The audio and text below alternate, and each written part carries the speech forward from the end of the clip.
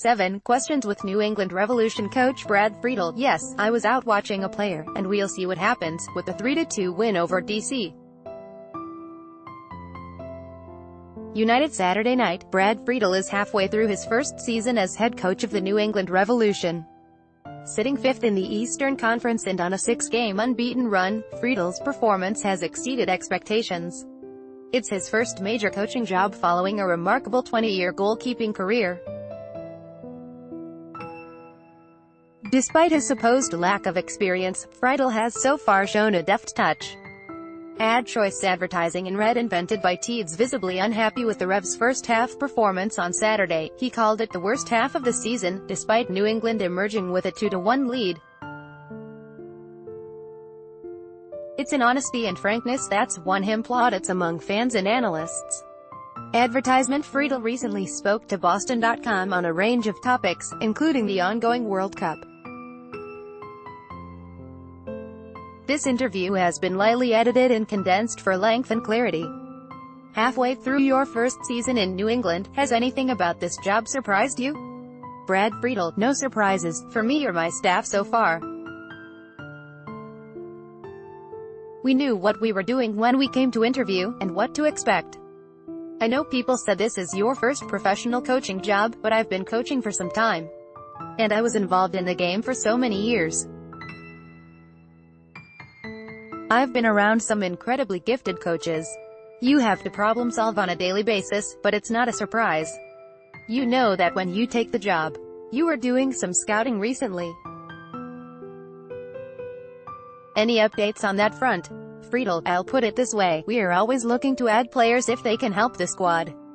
They have to make the squad better in quality if we're going to do anything. We're not going to sign players just to sign a player. I've said many times that we have a talented squad, and any player that we bring in is going to have to be very good. Advertisement. Yes, I was out watching a player, and we'll see what happens.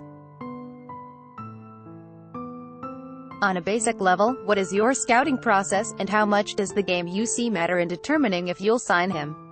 Friedel. Seeing a player is just a small piece of a much larger process.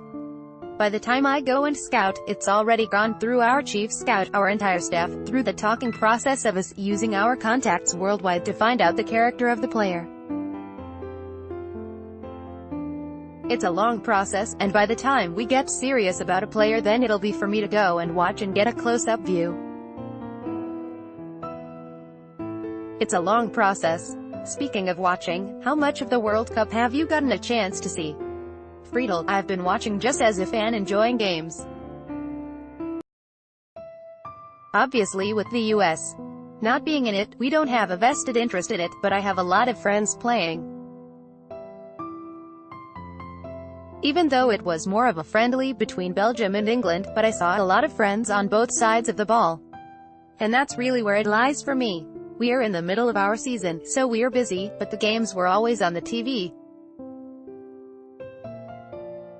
In your own World Cup experience, you had a knack for making penalty shot saves. What was your mindset facing penalties at that level? Advertisement. Friedel. Pretty relaxed, to be honest with you. It's the one time in the goalkeeper's life where you generally don't get the blame for the goal if it goes in. All the pressure is on the striker. Yes, I used to do my homework on the penalty takers, but the pressure really goes on to them. So, when the penalty was called, it really wasn't a time to get pent up and stressed about it. It was really a time where I relaxed and tried to read the shooter and see how they looked. On the subject of goalkeepers, what have been your thoughts on the emergence of Matt Turner as the Revs starter? Friedel. First thing I'll say is we have 3 outstanding goalkeepers. And in the off-season, we told Matt as he was coming in that he was number 3, but he would have a fair shot at earning the no. Our goalkeeper coach, Ruben Garcia, works with them every single day, and from minute 1 stated that this is going to be a really good battle. It came down to Matt's performances in training, matches and discussions with the staff. He had no problem starting any of the 3. We decided on Matt, and he's performed very well. You're now at the halfway point of the season, so he's got another half to perform in. Even before you took this job, you stated that developing youth was central to your coaching philosophy. How do you see that in terms of the current and future Revs setup? Friedel: I do believe in the development of youth, but the young players have to be ready to come into the first team. I also think it's essential to have a mixture of experienced players as well.